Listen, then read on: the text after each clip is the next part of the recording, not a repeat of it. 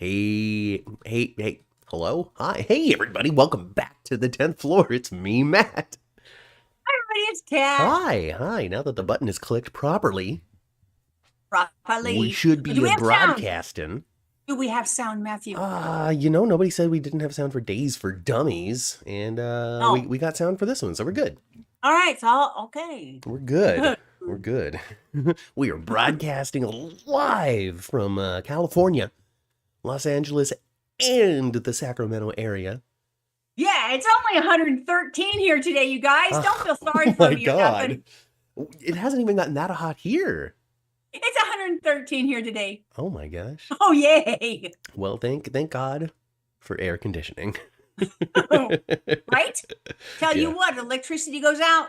I'm going to the movies. I'm going to the mall.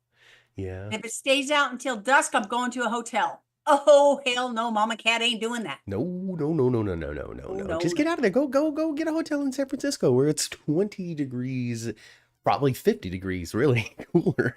Actually, you'd be surprised. You'd be surprised. And in San Francisco, this is hot. It's in the upper 70s there at the coast. Ma, get out of the valley. What are you doing? Well, no wonder all I'm of those. talking to you guys under the air conditioning in my own No home. wonder all of those houses are $2 million each. Man, Oh, it's immune from only 113, global no. climate change, everybody. So hi everybody. So it's not just us. Get on out of that waiting room. Get on out of the elevator. Get into the elevator. We're gonna go Gotta all get the way in up to before the you go 10th up. floor. We're gonna talk about General Hospital. Big loaded up week when it comes to the Natalia and Ava and all of that stuff. Not much room for anything else. And a lot of that from a lot of reaction from many of the characters across Port Charles. Mhm. And Natalia's hateful remarks that were released to the press by Ava. Yes. But of course, as always, Mother, it's not just us. Make room in the elevator because Chandra's here. Hi, Chandra. Andra. Rochelle as well. Scooch on over, Chandra. Let's make some room for Rochelle. And of course, one of our new subscribers joined us for Days for Dummies and is back here for the 10th floor. Ayara, come on down. You're the next contestant on The Price is Right. Where the prizes never show up. Do you want to spin the big wheel, Ayara? Let's see what you get as close to $1 as possible. And of course, Reach Rochelle. all the way to the top and give it a big spin. And Rochelle once again. Hi, Rochelle. Hello. Hi. And anybody else hanging out there, say hello. Happy to shout out your name. And, people else, of course, are going to be loading in. They're probably expecting us to get started at 11:45. You know how we do. Actually, I think our average time to pop on is probably between 11:11 and 11:21. Anytime between 11:05 and 11:15 is probably when you can expect this thing to start. Probably, yes. Anyway, 86 and Human in northwestern Indiana for Chandra. Oh, well, it's humid, so it's dry out here. Dry. Rochelle's got you beat 118 in Vegas. See, but you know what? To me, isn't it true that once you get up to that, like beyond 110, it don't matter. Kinda. It's so hot, you guys, when you go outside. It's so hot. It's like sucks the oxygen out of your lungs. It really sucks because our good buddy James Lott Jr. is out in Vegas. Oh, he isn't. He is. Yeah, he's out in Vegas. He's not. There's no mini spotlight this week, but there's gonna be. Because he's out in Vegas having a vacation indoors. I would imagine. 118 is hot enough to kill somebody. Like that's not okay. Yeah, 114, 113 is too. Yeah, it's not good. I tell you why it's not good. Because you're at that temperature, our natural cooling system does not work. When you sweat, it burns off. It's so hot that it evaporates off of you very quickly, and it doesn't do what it's supposed to do, which is cool you off. Right, so go jump in some water. Jump in a big pond, a puddle, the ocean, a swimming pool. Fill up the biggest pot in your house and just dip your head in. Whatever it is that you need to do to cool off, do it. And it's really sad, Ma. It's really sad because I remember a year and a half ago or so, there was somebody suffering from an incredible heat wave in Port Charles, suffering more than anybody else, and that was one Victor Cassadine. And he's like, look at Oh, this, yeah. look at this horrible thing that's happening to this planet. You know what the idea? Thanos on Marvel had it right, kill half of the population, and we're going to fix all problems. And so he was going to release, you know, COVID 2024 onto the world. And it seemed as though he might have been onto something. Survive. He might have been onto something. Because holy smokes, folks. Now, okay, I mean, he's not really onto something. We don't need to kill half the population. No, we don't. Let me not get flagged by YouTube for trying to start some sort of terrorist movement. But but it's dang hot out there. Victor Cassadine was right. It's too bad he got blown up. Because he might, you know, if he used his brain power for good, you know, maybe he could have solved the problem, you know. Problem was he was Dr. Evil. My brother was onto something when it came to freezing the planet. Instead of freezing the planet, maybe I can just cool it off a good 15 degrees, you know? Ira is dealing with nonsense 80s in Connecticut, and it's ugly humid. It's like getting out of, like, I remember visiting Massachusetts in the summertime. I think it was August, hanging out with Perry Von Vicious for wrestling. And got out of the air conditioner car and stepped into the swimming pool that is the air. Yeah. Us Californians don't fare well in that. No, it's sweltering. We're not used to it. Sweltering is what it was. Not used to it. Oh, Ira says that Victor was ready. So thanks to the world. Well, you know, hey, I guess we should blame Drew, because Drew's getting all most of the credit for the whole Greenland thing, and has for a long time. You're a hero. You're a hero. Man, I tell you. I don't remember who blew up the boat, but I don't think it was Drew. I don't like Drew right now. No. I don't think I'm supposed to. He's a little smarmy, right? He's a little smarmy right now. He reminds me of Gavin Newsom, the California governor. He damn well might be your president in 28. Who knows? Real good chance. Yeah, he's not good. He does. You know what? He reminds you of a politician now, and that's exactly what he's going to be. Yeah. Oh, okay. So really, when it comes down to it, positive happy guru Drew, you know, but this one, this one that came back from Greece, and it was just so happy to be home, and I just need to be anti-Quartermaine. You know, there's so much trouble, there's so many problems out there in the world, but I'm gonna be here to bring everybody, you know, that Drew. Yeah. Deciding that Drew is now a politician. Good work. Whoever came up with that, I don't know if it's a Corte or Patrick Mulcahy, or if this started with Chris and Dan, or if it was something that Cameron Matheson came up with. I don't know exactly what the origin of this thing is, but this into and then I'm gonna bring everybody together nationwide. You know, I'm gonna be the congressional seat of the 27th district of New York. So that's the front face that everybody's gonna see this. And this is just politician gesturing already, right? He's perfect. He's perfect but for all that skeletons, nonsense. Mother, those skeletons, because he can't keep his pants up. No, he got a problem with his zipper, doesn't he? He's a Kennedy. He is. Shouldn't have changed his name to Drew Quartermaine this week. No, it should be Drew Kennedy. Yeah. Not that far from Massachusetts, so yeah. I decided that I'm a Kennedy now. I have to listen to a Kennedy a couple of times, Matt. Vote for me. Vote. It's very neat. No, vote for me. Anyway, yeah, I would have to. you know, those famous John F. Kennedy speeches from the '60s, the early '60s.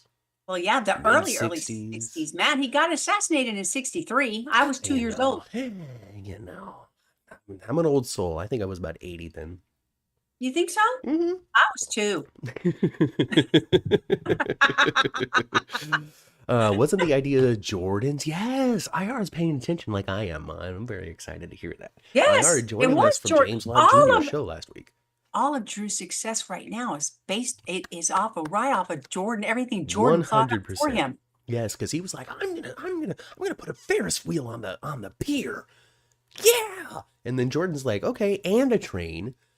And a museum, And Yes. and Christina can build her shelter there. And I mean, And then just that will stack 'em. attract restaurants and It's going to not just be a location for Mhm. Port Charles, but a location for New York itself. yes, and it is a major port, right? Yeah. Yeah, well, yeah. I mean, it's a port at least. I don't know how major it is, but it can't be too major because Sunny runs it. I doubt it. Yeah. So if Sunny Sunny wouldn't be running like the Oakland Harbor, for example, or Long Beach. Maybe Jack London Square. But maybe Jack London's, a smaller one that's active enough, but isn't like Long Beach or Oakland or, whatever, like the one in Florida, whatever it may be. That's the major ports for the United States. They're not that big. There's 54 piers, though, at least. At least 54. So that's Right, Shannon, right, Amanda? There's at least 54. At least 54. I don't know if there's 56 or 57 or 63 or whatever, but there's at least 54. Chandra wants to know, what advice would Uncle Victor give to Drew? Don't ever let them find out what you're hiding. Don't ever even suggest your darkest secret to anyone. And really, Drew, love? Women are tools, especially powerful ones. Choose wisely. I think that's what Victor would say. He's wrong. Women are not tools, but powerful women are wonderful ladies. We saw it this week with Maxie. I think I think that Uncle Victor might say those exact words, Matt. He said something similar to Spencer. He's like, so, you love Trina, but then there's Esme. Pick the one that, is gonna blah, blah, blah, blah, blah. Something like that. Something like that. I'm all for Uncle Victor not being dead. I mean, when you're Charles Shaughnessy, you can't ever really be dead on a soap, can you? Come on. You can't. Ira says that Drew was modest when it came to Willow. He called it a group effort. But what the heck is he thinking doing that to Jordan? Like, just say her name. You're right, Ira. Just say her name. Hello, Annette, the cloudy and breezy Gulf Coast. Uh-oh. It's cloudy and breezy right now, Annette, but I hope you're hunkering down. I'm a little concerned about that hurricane because I got myself a nephew in El Paso. His wife's about to bring us a little girl in about 3 weeks. I didn't know he was in El Paso. Mm-hmm. That's right there. That's a border town. It is a border town. Absolutely. That's where Eddie Guerrero's from, actually. Is it? Yeah. Well, that's where he is. If Jeff had gone there, he would flip out. He would have been like, oh my God. Well, that's where T is. All right. Well, I mean, I guess as long as it stays cloudy and breezy, just enjoy it. Mm-hmm. Just enjoy it for now. But yeah, so powerful women, we can take Victor Cassadine's suggestion to go after powerful women, Drew, and transition that to powerful woman, Maxie. Clearly in control, CEO, Mr. Master, Mistress, whatever, of Deception, Maxie Jones. Everybody sits around her and looks up to her now. Did you notice that? Maxie is kicking ass big time. This is the closest I remember when Maxie worked for Crimson. Nina did nothing but her daily meltdown. Maxie ran that place. Oh, yes. Oh, and just Nina did her daily meltdown or something.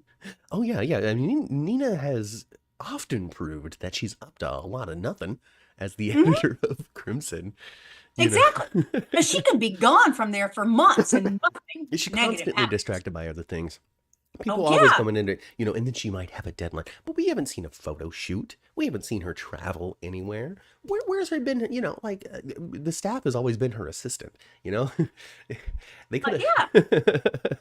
Crimson is the smallest major operation. It basically runs like the Salem Spectator over on Days of Our Lives. Yeah. Just the skeleton crew, but such a wild success. No wonder everybody's so rich. Wild success. Okay. So Maxie kicked butt this week. Absolutely. If for anybody concerned about Annette, she is not in the path currently of the coming trouble, potentially coming trouble. Oh, good. In the Texas, Louisiana area. So enjoy the cloudy and breezy for now. And I don't know, make a donation to a local shelter if you can. Yes, BB said Maxie was awesome. 3 hearts from Chandra. Maxie is really strong this week. Go Kirsten Storms, says Sandra. Hi, Sandra. And Kirsten looks fabulous. Oh my goodness, she looks so good. She has gotten over the hurdle of whatever it was that was going on. And just in seeing her growing radiance and elegance and the health that is just coming off of her. Not only is that emboldening because we have Mac back, we have Kirsten Storms looking fabulous and wonderful, but it also really deepens my appreciation for the fact that Maxie has been there for years and years while Kirsten Storms was dealing with some sort of illness. And Kirsten Storms has, we all have our human things that happen to us. Yeah. She's had her fair dang share. Oh, yeah. Clearly on medicines, and she's had, surgery on her brain and all sorts of different stuff. I don't know the details and I of know that she had to take medications that changed her physical appearance. Yeah. And she stuck with the show, and the show stuck with her. They made accommodations, as we found out, to make sure that Kirsten was as comfortable as she could possibly be while still contributing to the show as Maxie. Like, even the whole, being pregnant with, being pregnant with Bailey. She was pregnant with her, not Brooklyn. Even the whole Bailey story and Peter and On the Run and all that sort of stuff, to run into being a part of Deception and being involved in those stories and Home and Heart and all that sort of stuff. Accommodations galore. And now we're on the other side of that, and it's wonderful. Wonderful. It's great. IR says, I'm not sure I'm behind Maxie taking Deception away from Lucy. But Maxie does deserve the added power. And Lucy is kind of stuck on herself, and she make a bad choice, Yeah, that's the biggest problem right now, right? The biggest problem with Lucy right now is the fact that she's all about Lucy. Yeah, if she wasn't as... She can't share it. If she didn't... If she wasn't... Let me try to phrase this in a way that sounds really smart. If she didn't show her butt like she did on Home and Heart, things might be really different for her right now. But it became very obvious that that little glimmer of spotlight was enough to really pull out the worst in Lucy, which I guess isn't that hard to do. And Maxie cracked me up when she reminded her that was the worst sales hour on Home and Heart that they've ever had. Oh, but I could just, Lucy's illuminating wand. Oh gosh. So, she's wild and out of control when it comes to, I guess when it comes to just the health of, so here's the Deception isn't a small company. They went public and everybody made $1 billion and all that sort of stuff. And then they lost it because of Sasha, but whatever, we'll get into that later. But everybody made a boatload of money and they're a publicly traded company and this, that, and the other stuff. And they had the best-selling Deceptor wand, changing the face of makeup forever. It's not a small company. No, it's so not. Really, when it comes down to it, it might have grown beyond Lucy's capability, and they need somebody like Maxie in order for it to see its continued growth and success. Not that that's saying that Lucy didn't contribute in major ways, but maybe it's time for somebody with a better grip. And Maxie does have a better grip. Yeah. And she stays pretty cool and collected. Mm-hmm. And very responsive at the same time. Fair enough. I like it. Ira follows up with her, in her humble opinion, Lucy has changed over the years. Oh, yeah. To be much more crazy, neurotic, self-centered. Adding to what Ira says now. I could agree with that. There was a bit...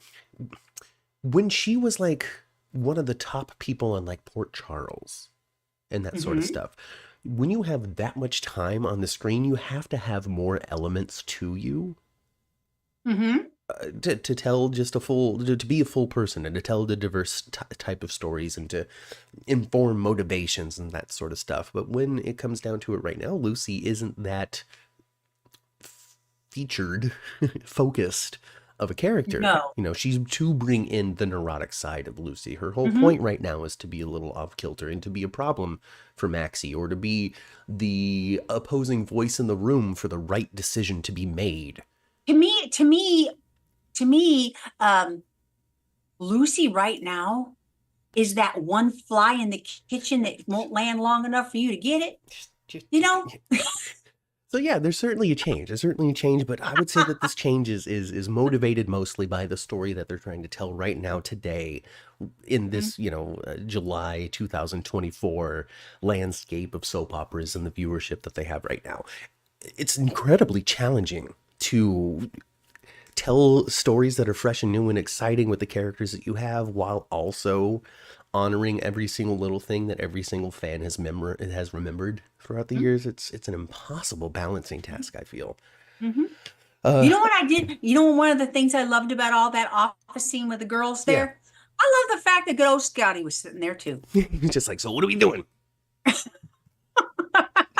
Make a decision. I'll even write it up. Just tell me, is it like we like her or we don't like her? You know? Oh, Scotty, try her. I love you. Chill out. Hey, Sabrina. Whatever, Mama Cat. I love you too.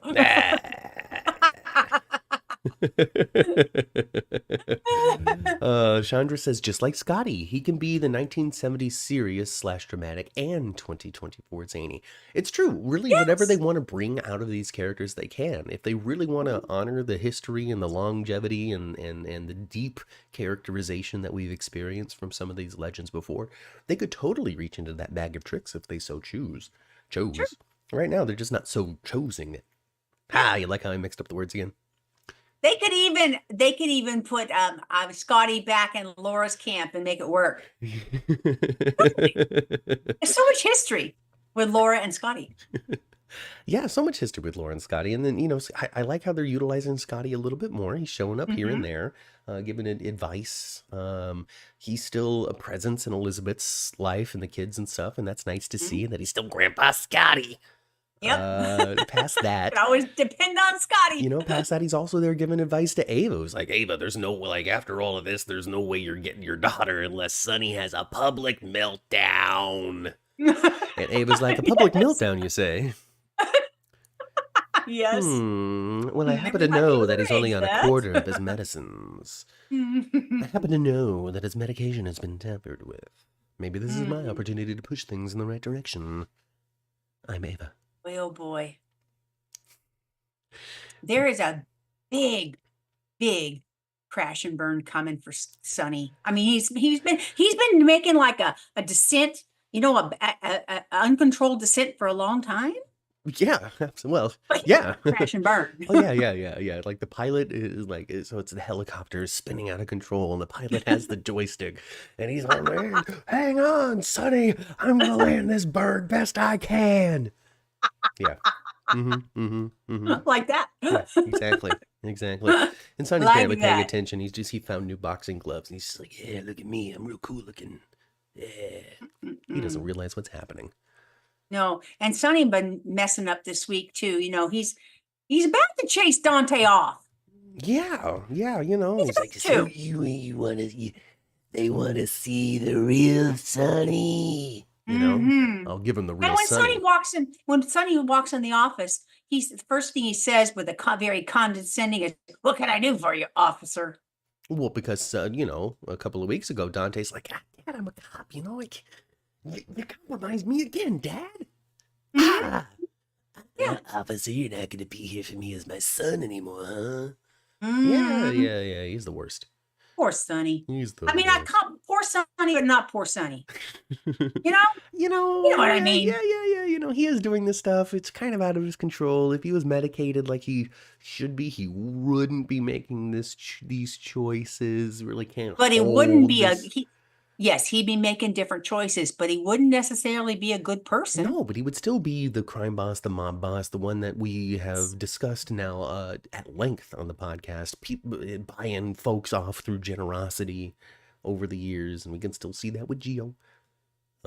You know, like yeah. So Brought a lot it's of a weird people up with balancing act, generosity. because no, he's not up to any good. And if he was fully on his medication, these characters could still come to the same conclusion that they did. He Mm-hmm. beat up Cyrus when he was medicated. Yes, he He did. beat up Dex when he wasn't. What's the difference between inspiration, loyalty? You know, he might not have done that to Dex if he was medicated because of the loyalty. And when he put Dex up on the hook, he was fully medicated. And then remember the trunk too with the Novak. Yeah, you're gonna go in the water. You know. Yes. Mm-hmm. Yes. Yes. Mm-hmm. Hi, Melissa. She's late, and she comes with the worst excuse. She was watching a different TV show. You lost track of time, huh, Melissa? Lost track of time. Hyperfixating on Lisa Frankenstein, which does kind of seem up Melissa's alley. So I guess I can't blame her. I don't know what Lisa Frankenstein is. I don't know what it is either. I think it's on Amazon and some sort of show about like I would imagine it's about some sort of like really colorful 80s girl who was resurrected by lightning. Maybe something like that, huh? That's my guess based off of just the title alone. I have no idea anything about That's it. how you spun it off the title. Yeah. When she said that, I thought about those 80s. Was it Frank and Lisa? The 80s, Lisa Frank? Like the Trapper Keeper folder things? Yes, with the bright colors. Yes, that's what I thought of when you said that.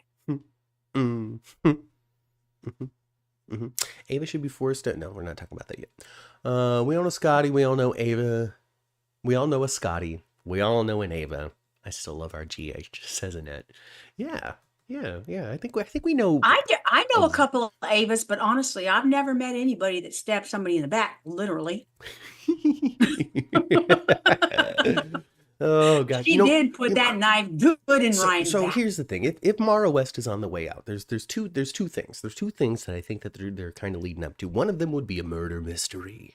You know, here's the thing though. We come up with the, well, gosh, there's so many people that want this person dead. We're going to get a murder mystery story. We say that every 6 months. You know, we say that every 6 months though, and it never turns out to be a murder mystery. I know. So I don't know if we're going to go there. Another thing that they keep on talking about is the death of Connie. Connie. They keep on bringing that up. Connie, huh? They bring that up a lot. Alexis brought it up this week. I think Sunny brought it up last week. You know, people throwing the Connie thing in her face, and she really hasn't been punished for it. So it might be entirely possible that we don't get a who killed Ava, but Ava gets sent to L prison for the murder that she committed against Connie all those years ago. But that leaves Ava alive. That leaves the door open for Mara West to easily come on back every once in a while to reprise the role of Ava. And it also, if that is the direction, and it could be they're giving themselves two directions to go in just in case things are still up in the air. You know, it's entirely possible that the decision really hasn't been made and they're keeping two doors open. One where Ava's done skis and one where Ava goes skis. So we'll see how it all happens. We'll see what it all comes down to, because, you know, I mean, when it comes to like these actors being on the show, it really does seem like a lot of stuff is really up in the air until the decision is made. And then when the decision's made, 5 weeks later, the person's out. You know, like up until that decision is made, though, it really does feel like they're kind of keeping the door open or hedging their bets or whatever phrase you want to use. Ira says, either way, poor Avery, and that's true. And what is it with Joss being like, you know, I think Sunny actually might be the better parent. What, Josslyn? Right? Josslyn? There is actually currently there is no better parent for Avery. The better parent for Avery is Carly. Mama Carly. She's already Mama Carly. Right? It's kind of true. It's kind of true because, you know, for a couple of years there, Carly and Ava could actually stand to be in the presence for one another. Yeah. But they were friends? No, they weren't friends. No, but they figured out a way, especially when Sunny was gone in Nixon Falls. Oh yeah. Those two women learned how to co-parent Avery. Totally. And tolerate one another and work together. Yes. for the good of Avery. They Yes, really did learn how they to do did. that. 100%. 100,000%. 150,000% even. Yeah, that's totally what happened. So, Carly is the parent. I just find it surprising that Josslyn would say that. People online when they do their analysis of the show, it's always about poor choices that the writers are making, and they just don't understand anything. Right now, Avery would be better just to go up to the Quartermaine mansion and just join those just sneak right out. No one will even notice. There's so many kids there now. Just it's like Home Alone where they just count in. And Sasha will go ahead and feed you. She don't care. Here you go. Hang on. Hang out, kid.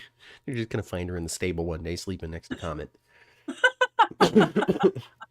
Anyway, so, the reaction online is how come the writers are ruining and why don't they understand and all that kind of stuff. But that's not what we're going to do here on this show, folks. We're going to try to figure out why Josslyn feels this way. And I think it's because she's got a lot of uncontrolled Carly in her. She's still young. All right, she's still figuring out her way. Yeah, does she have a couple of positive influences in her life? Yes, but you know who was a wild child? Carly. So I think it just comes down to who does Josslyn hate more right now? Yep. And right now, she hates Ava more than she does Sunny. If this was 2 months ago, she would have been like, nah, I think Avery belongs with Ava. And I think that's just, I don't think that that's poor writing. I think that's a character trait. She hates Ava more right now and wants her to suffer more than Sunny does. Josslyn is so much a little Carly Jr., especially if she's been backed into a corner or feels very, very passionately about something. She is little Carly and she's good at it. Yeah. I think, she's a very driven young lady. When she wants something, she wants it. She never really stopped wanting Dex. And now here we got passionate making out once again. Classic falling off the ladder soap trope. We've seen it time and time again, folks. Over and over and over again over the decades. Somebody falling down. We even saw it 2 weeks ago. Sam slipped at the pool and Jagger caught her. Yes. It's just a classic. Just a romantic. Everybody likes a big old burly cute guy to catch himself a pretty girl. You almost died. You almost bashed your head and forgot your entire life. That saved you. Just like that. Just like that. Now, what we really got to do is discuss ladder safety in Port Charles, though, because people really do slip off ladders all the time. I think more often than normal. So actually, I'm gonna need the chat to come up with the ladder statistics, ladder accident statistics to find out how likely it is to have to catch your love. They need 2 things for the safety of Port Charles. They need better ladder safety, and they need a higher wall on the parapet. That whole waist high thing is not okay. Not okay. And by the way, Ma, I'm happy that you survived your fall off the parapet. Me too. The water's cold though, isn't it? Yes, it is. It's terrible. Yeah. It's a little choppy too. Yeah. I mean, it takes a lot of strength to swim back to shore. Yeah, it's a good thing I can backstroke the way I can. I'm very happy that you've retained all of your memories too.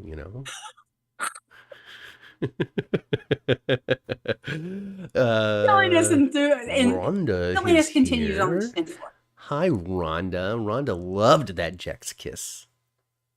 They're good at kissing each other. They got a lot of practice. Have we seen a Rhonda before? Rhonda, No. I think that. I mean, I don't know how often this Rhonda has shown up, but this is the first time I recall a contribution into the chat. So hi, Rhonda. Help me, Rhonda. Help. I know you've heard it. I am sure they are done with that, Ma. I know, but I just love it. I'm sorry. Rhonda, you have a special place in my heart, actually. One of my very best friends, and she's still a best friend since I was 14. Her name is indeed Rhonda. And then actually that Rhonda really likes it when Papadu sings that song. Yes, she does. Hi, everyone. First time on, Rhonda says. Well, great.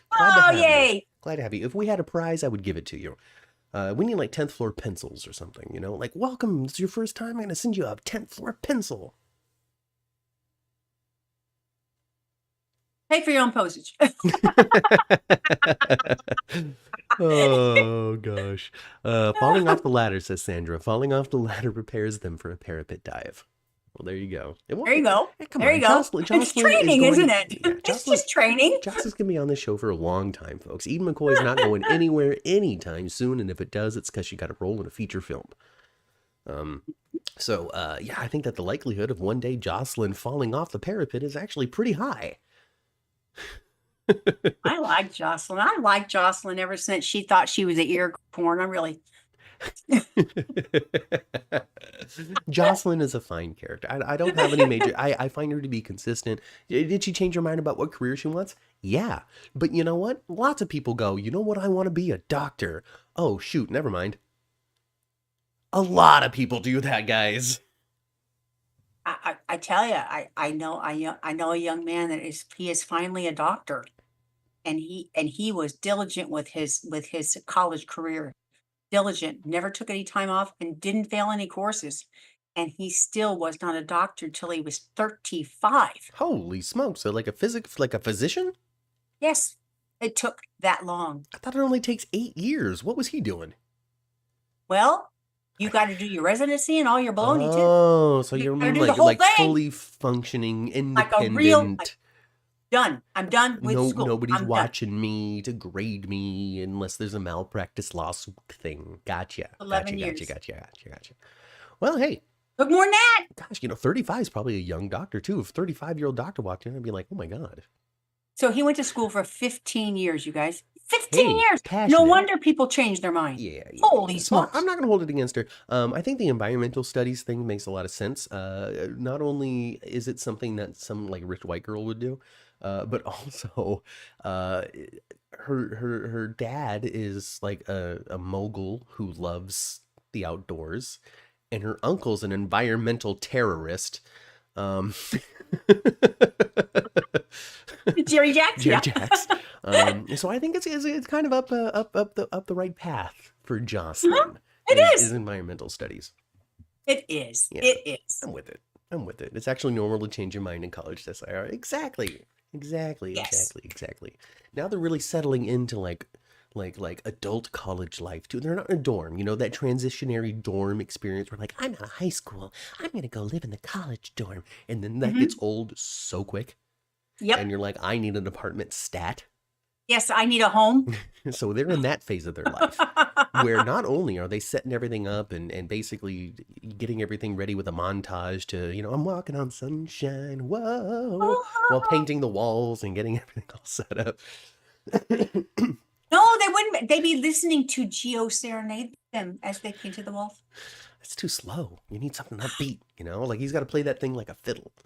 Yeah. We don't need violin in here, Gio. We need you to play that thing like a fiddle. And so he takes the bow, and instead of gently gliding it against the strings, he turns it at a 45-degree angle so the bow drags on the strings a little bit more and gives you that. That's so silly. So, either way. So they're doing they're growing up. We're getting into like the Friends years, the Friends the sitcom, Exactly. type of thing, years with these no longer kids. The fun young part adults. is though, the fun part for me this week though, Ma. Great charming scenes. Enjoy the growing bond between Gio and Trina. I think what they're trying to do there is show like he's gonna be like really cool, fun friends, like have a lot of fun with Josslyn. But when it comes to like emotional, deep attachment, we're seeing the beginning stages of that with him and Trina. So instead of isolating Gio as a silo that is only Trina's boyfriend, he's also getting other friends on the show that are justified. Yes. Cool. So romance going on the Trina side for sure. Love to see it. Super fun to watch. The part that took me out of it, though, was knowing how old Gio is in real life and watching him crack open those beers and toast with his friends and all that stuff. How old is he in real life? 19. Well, they won't be showing him take a swig out of one then, will they? Probably not. Now, the character is age, he's 21, 22 years old like everybody else. Right. And everybody else? Yeah. And you didn't even know how old he was, which means that his aesthetic is convincing enough to be in that age group. Oh, it is. Yeah, I think so too. You And really, I was thinking about it because there's always commentary out there about everything, and it's always wrong. It's always the wrong choice, the wrong character, the wrong actor. Well, if it wasn't, they wouldn't bother saying anything. Yeah, right. So I'm thinking about it though, as I do, because there's some nuggets of legitimate, criticism in there that I Sure, try to pull absolutely. out. And I'm thinking about it when it comes to like Gyoko. So maybe for some people his aesthetic does skew on the younger side of things. Maybe his behavior does skew. He's stacking the sponges. How weird, how quirky. Does he remind you of Spencer, Matt? Because Not I at think all. he's supposed to remind us of I Spencer. think that there's supposed to be an element of like how do I put this? Because the Cassadine, I think there's supposed to be a element of like dark, rugged, like not boyish, but like almost a manly handsomeness to them to a degree. Because I'm not getting this boyish thing as much as everybody else is off of Geo. Mm-hmm. And I was all leading to, when it comes to a 20-year-old, you could look anywhere between 17 and 30 and be 21. Sure. And so when you're that young, there's a much wider gap of possible age looking than you do when you're, say, 35. I would say that on par, a 35-year-old looks like a 35-year-old looks like a 35-year-old for the most part. Not everybody on the planet, but for the most part. But when you're 20, you could skew greatly when it comes to how physically mature you have developed at that point and all of that sort of stuff. And how masculine of a person you're going to look anyway. Right. And so when it comes down to it, I think that the comparisons physically between Spencer and Geo are in the masculineness of their appearance.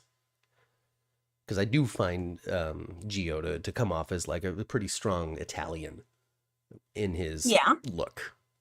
You can see it in his face and you can tell that this actor was raised in New York. At least I think I can. You know what you can tell from all the stills I've seen on set? He's almost in every one of those stills I've seen on set. He's having a great time. He is having a blast. He's having a blast. He's having a great time being on General Hospital, and that's what you want to see. And and that's not a dig against Nicholas Chavez, who was not in as many behind the scenes photos and such.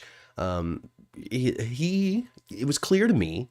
And I think it's become growingly clear and increasingly clear to the audience that his goals were beyond General Hospital. That he saw GH as a stepping stone, a good stepping stone, a legitimate one that required his attention, his effort, which he gave the show the entire run, even up until the end. I will say that Nicholas Chavez gave them his effort. Oh, I think so too.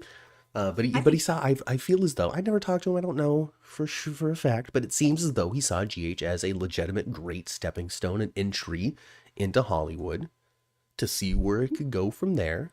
And it looks like it's going to go to a place where he doesn't have to look back.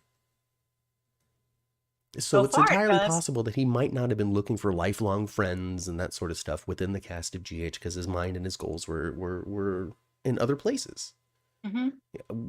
Understanding you have friends for 4 years generally and they switch out. That sort of stuff, But, I think that any soap opera soundstage studio is just the wealth of education you can get there. Oh, absolutely. The ability to have some very seasoned person mentor you is very good. Oh, absolutely. And it's a good environment. It really is. He seemed to have reached out and bonded with a few members of the cast.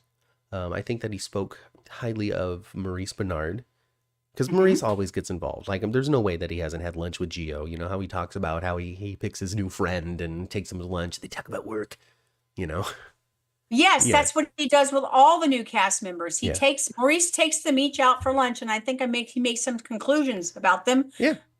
In that lunch. Yeah. And then the lunches will continue where they want as they continue to talk about work and the craft and all that sort of stuff. Maurice Bernard is very dedicated as an actor. Thank you very much, Chandra, for your donation. She's donated to the super chat here, which is open to everybody to send a little cash-a-rooney to the show if you want to help support it. I got this microphone upgrade based off of the super chat donations that you guys were so generous with a couple of months ago. So keep them coming, and I'll get like a second monitor and another camera that's better than this and all sorts of different fun things to make this podcast better. But Chandra donates this not for tech equipment. She donates this to purchase some near beer or some Zima for Geo. I think doesn't Zima have a little alcohol I in think it it? might have a smidge. I A remember the Zima smidge. commercials from when I was a kid, and I don't think that they were advertised to me. I think there was No, I language think in they it were like saying there I was think they language. were like I was a kid. It was a '90s thing. Uh, I remember the commercials. I remember people having a great time drinking Zima. But I also remember I remember. I don't remember why. I don't remember if it was a slogan in it or because you told me or whatever. But I remember knowing that that drink is not for me. I can't have it. there was probably something at the end of the commercial about drinking responsibility. Probably. Probably. Probably. Probably. Yeah. Geo has Spencer's hair, and that's it, says Melissa. Melissa, I agree. I agree. I think that's the only characteristic of his that actually reminds me of Spencer at all is Mm-hmm. his hair, Yeah. especially when Spencer first came on the show. Yeah. Geo's portrayed as 21, confirms Iara. Perfect, perfect. Mm-hmm. Ernie Hudson disagrees about something, says Melissa. I don't know what Winston from Ghostbusters is disagreeing with, but I mean, he was great on Grace and Frankie. So anyway, Grace and Frankie. yeah, Ernie Hudson was on that. Oh yeah, he was. He's a boyfriend. Yeah, look at you I forgetting. actually saw those episodes. Yeah, Yeah. look at you forget. I didn't even watch that show. I knew that. Let's see. Nicholas Chavez never phoned it in, says Melissa. Loved him, but knew he was going to move on into bigger projects. See, look at that, Melissa. And I don't remember the creator, director, or whoever he is of that genre, the monsters. But I heard that he hired him. You know how he loves to hook onto an actor? Mm-hmm. I heard that he's hired him for his next project already. Yeah. So he's finished up on You heard Monsters. that too? Yeah, he's finished up on Monsters, and he's been cast in a new Ryan Murphy show. It's a scary show, but it's not Monster, and it's not American Horror Story. It's something else. It's like Grotesquerie or something. Ryan Murphy's Grotesquerie, like a rotisserie or a I guess a restaurant. A spit. Yeah. But with grotesque. Anyway. Yeah, a grotesque spit. So he's gonna move on and do another Ryan Murphy show. So no availability to come back for the Spencer thing. So Spencer's dead for now until they find somebody else to be Spencer. Or unless they bring him, they could recast him. Yeah, that's a hard recast though. I think that we've talked about it on the podcast. You wait a couple of years to recast Spencer because you can't do it right away or immediately. They're not going to be as good as Nicholas Chavez. And what are we doing wasting our time? People are pissed. So yes, might as well just bring in a new character. There's also been some questions out there as to why is Geo playing Geo and why is Geo not playing Cameron? Why did they not recast Cameron? And my answer to that, Ma, would be they don't want to close the door on William Lipton. No, there's no reason to. No. So if they recast Cameron, then that's the closing the door on William Lipton. And there's no reason to do that when you can make a new character. And I think that there's room, even though the cast is fat, there's room for that age of young man to fill right now, very much, especially. Oh, absolutely. Especially with Mr. Chavez leaving. Yeah, there's room. There's a need for that. Yeah, I mean, they really only have they have 4 young adult characters right now. Yeah, and you guys, all our soap operas, the 4 beloved soap operas we have left. They don't need any more characters that are my age.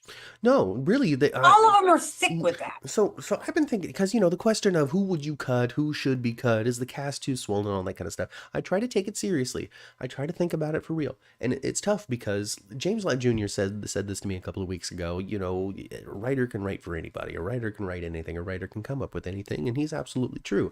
Because when I think about the cast, I can always come up with something for somebody to do. So I'm like, well, there's no reason to get rid of anybody, because there's so much potential in these current characters. Mm-hmm. However, but if we are bringing back Lucky, if there is room to bring in a Cameron, because actually Lucky's Cameron's dad now, or whatever it is that they might decide, any sort of nonsense, right? So, potentially bringing this sort of stuff in, yeah, you do kind of have to make some room. You can make room, and it would be sad to see because I like them so much, but they're really not doing anything. You can make room with Sasha and Cody deciding to move away somewhere else. I know that they found a place for them in the Quartermaine nonsense, but they don't necessarily have to be in anything. At this point, I feel as though they have satisfied character arcs. Even though the Mac thing is still going on, but hey, I'm a kid, but I feel uncomfortable. Honestly, you could also take Mac and Felicia out of the picture as well, and it'll be fine. That's 4 characters that are easily removed from General Hospital to make room for something else. But we have to have our Cody Mac. Yeah, I'm saying after all that, they could resolve that, and maybe the 4 of them move to North Dakota, go live on a cow ranch somewhere. I mean, something silly. There would be a lot of people who are like, no, Mac and Felicia, why? But also at the same time, what the heck have they been up to? Like it's balance. It's a weird balance thing. I'm just saying. I don't know if that means anything or what. I'm just filling up time on a podcast here, people.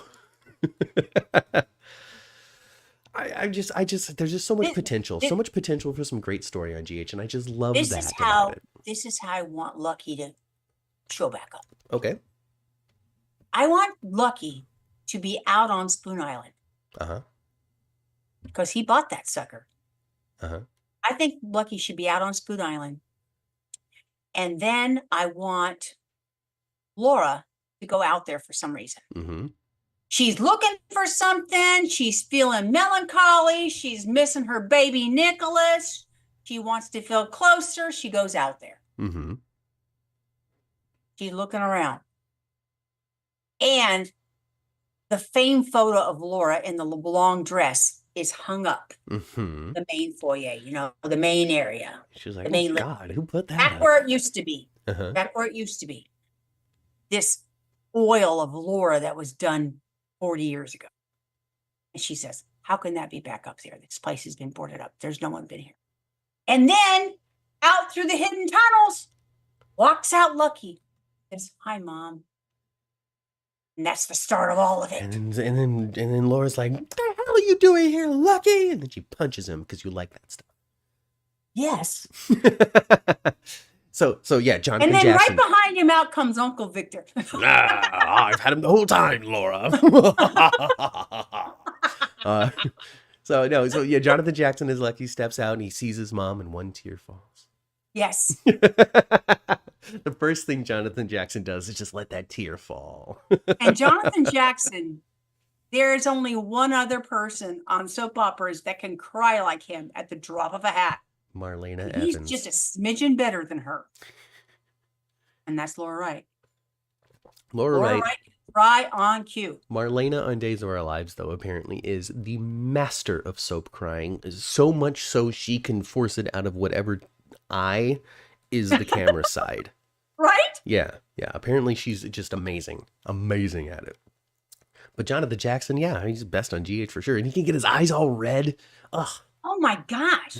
He can be in like that. Yeah. Like that, Jonathan can. Agony. Agony.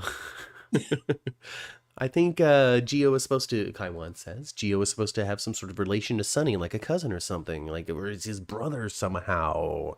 And then we respond, Chandra does, with, I think Gio might be Drew's son.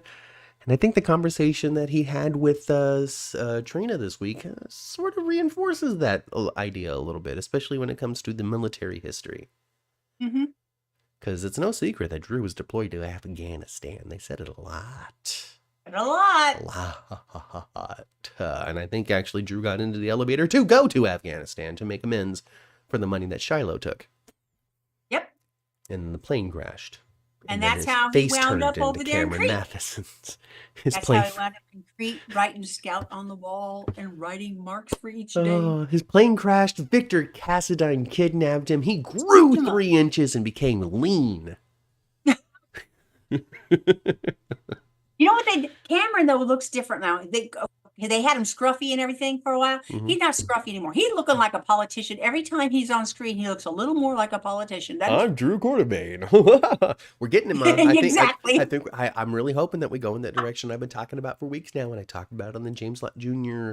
show as well with James and Frank, the GH Mini Spotlight. Go to their channel and check it out from last week.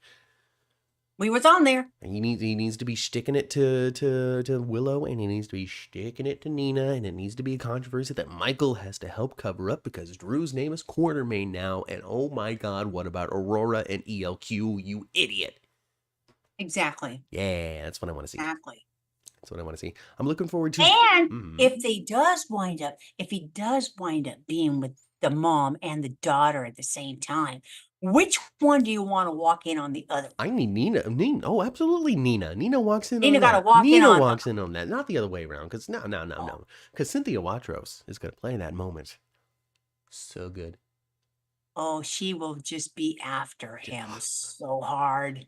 With my Willow, daughter? you're right. The Willow would be hurt and broken. But Nina. Not Nina. No, Nina would be like, you with my daughter? She's married. You're running for Congress. Yes, Nina. Absolutely. And Nina. Michael is your nephew. And you're no better than Shiloh. How? I didn't drug her. Hey, Carolyn. Hey, Carolyn.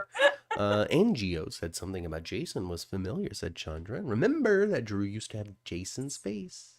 Yes. Drew used to have. I had to be reminded of that because I did not make that total connection immediately. But after it was stated, yeah, you're right. They even had Steve Burton play Drew in a flashback once. Yes, they did. With the Shiloh stuff. They did. And I remember, I believe it was Robin found Jason. Yeah, found Jason. Found Drew. Yeah. Before he had his. Found Drewson. Yes. And he looked like Jason at the time. Yes. And she thought it was Jason. Yeah, and then she had to fix his face and it turned into something else. Yes. Yes. All of that happened on General Hospital. Chandra says that GH seems to be staffed like a college or university. You have permanent faculty and professors and a ton of adjuncts. They get a check, but they have some more freedom than others. I think that's a reference to the cast. Because yeah, that's absolutely true. You got your main characters, and then you got the supporting ones that come through as needed to help round out the episode, to help fill time, to help inform the main character's choices. And the big difference too is contract and non-contract. Contract and non-contract, number of guaranteed dates, all that sort of stuff, and really when it comes down to it, I feel as though that the problem with if there is a problem with the guaranteed dates, that's totally up to you and how you see the show and what you like to see. But if there is a problem, it's from the agent and negotiation side of things, not necessarily the executive producer and writer's side of things. When you've got an agent pushing for a bigger contract this time so the agent can make more in their 10% than they had before, which is the agent's job to find you the work and make sure that you're getting paid the best for it. And when you do that comes extra dates, money, all that sort of stuff. Well, okay, we now are in the negotiation part where we recognize that we need to keep Laura Wright. We need to keep Maurice Bernard because they affect the ratings. And if they were to go away, we're in trouble. It's true, So we got to keep them. But also at the same time, we can't pay them $1 billion per episode. And that's when the negotiation comes into play. And then you get into the point where, yeah, okay, I guess 180 episodes this year then. Which is a lot of time to fill for somebody because you need to keep the actor and they're trying to get the best contract ever. But now you're in a situation where now you got 180 episodes to fill. What are you going to do? Okay, well, Carly needs to talk to Amy this week because we need to do something with Carly to satisfy the dates. And that's from the negotiation side of things, not the creative side of things. The business of television. It's business. It's a real business, and there's like any other business. Much that goes into it. Okay, what they're doing is cooler than what we do, but when it comes right down to it, it's not all that different, really. They're going to work. Negotiating for pay, going to work. Yeah, absolutely. Rochelle says they're yes. Cool. Their job's just cooler than ours. That's all. The business side of TV can destroy a show or make it great. Yep. But yeah, it's all the business of making TV. I think what makes a better work environment, no matter what you're doing, is what's the atmosphere? Yeah.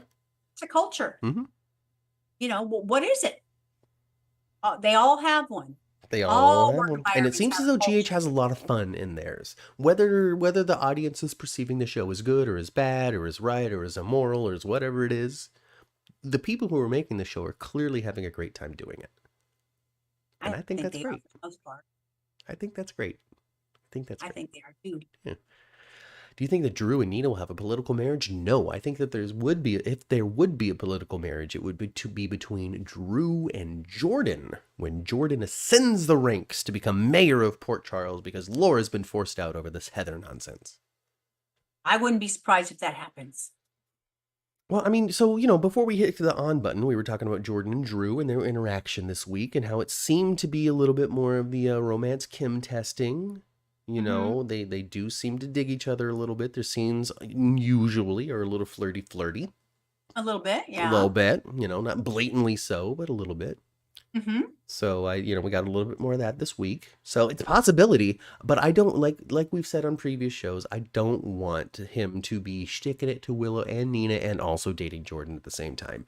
No, That's a little I bit, want it's too much. no, It's too much no. for Drew to do at one time, and it really weakens Jordan, in my opinion.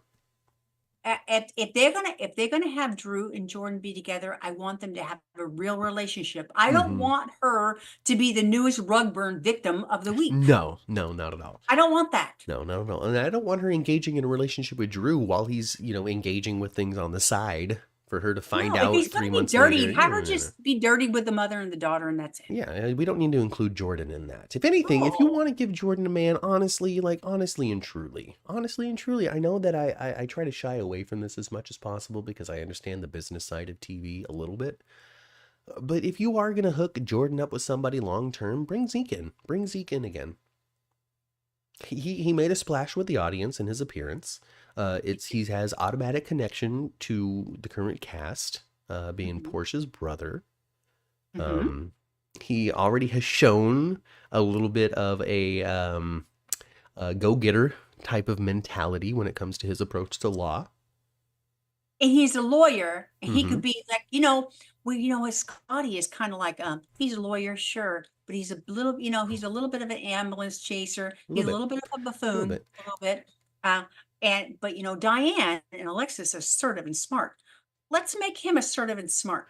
Yeah, absolutely. So, and even then, if you want to try to work Zeke into things, and this is me now speculating on a show I'm not writing, but if you want to work Zeke into things, then you maybe Scotty sees, oh, look at the success Diane's having with this new partner. I haven't had a partner since I worked with my dad. Maybe I need a law partner to kind of help bring and shake out some more business. Some young, some hip, some powerful lawyer. And he calls himself a Zeke, and it becomes, Robinson and Baldwin, Yeah, partners at law. yeah. And now we got two pairs of team lawyers, and we can see what kind of interesting drama and business stories we can tell. Folding into the hospital at some point, somehow, some way. I don't know. Chandra says, yes, goodness, bring back Zeke. Hmm. Chandra. We didn't have no Jason this week, did we? I don't think we had Jason. I don't remember anything that Carly did. Sonny didn't really show up until Friday, where he's like, hey, you Jim Dante. But we talked about that already. Maxie's a boss. I really can't get enough of what Maxie did this week. I think that she handled everything so well in the meeting, hearing the stuff, talking to Natalia, trying to push Natalia in a direction from business-wise, trying to get her to make a decision on the contract without really meaning what she was saying, trying to manipulate it in a positive way for them. Coming up with the right thing to put into Crimson rather than a picture of Blaze, but just more of a sign of support. Like, Maxie was on point this week, and I really can't say enough about that. Her idea of what to do with those 2 pages was perfect. It really was. It really was. And it looks like she's Really going to was. be a major factor in controlling the chaos that is the fallout of Natalia's words. And speaking of Natalia, Mm. Matt, what did you think of about Christina giving Natalia a good old tongue lashing? So it's good. It's great. It's wonderful. I really like Kate Manzi. I like what they're doing with this element of Christina. I think the pregnancy thing is nonsense, but whatever.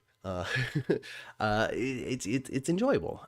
I think that it is blatantly obvious to me what they are doing and what these characters are supposed to represent in the real world. To me, it is flippin' obvious as heck. It might not be so obvious to other people who are more trapped into the emotional reactions to hearing the things that Natalia had to say, which weren't kind things, but they're also not the worst things in the world that's ever been said.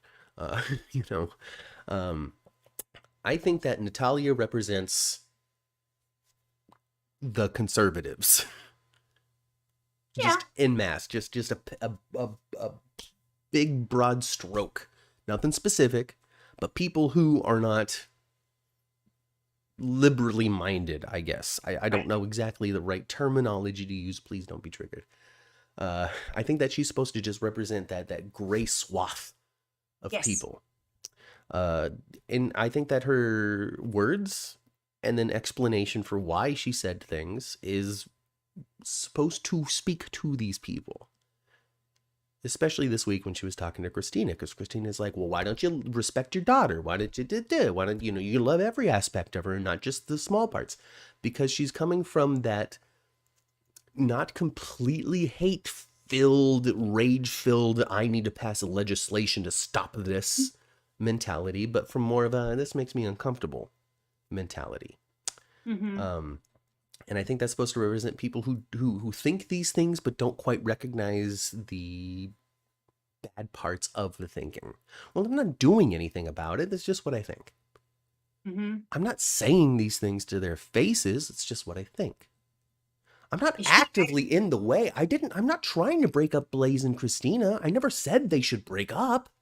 I never said that they shouldn't be together. I just said that it's not good for Blaze's career that they are. That mentality, that wrong way of thinking, that hate-filled way of thinking. It's hard because I think that word is very big, hate-filled.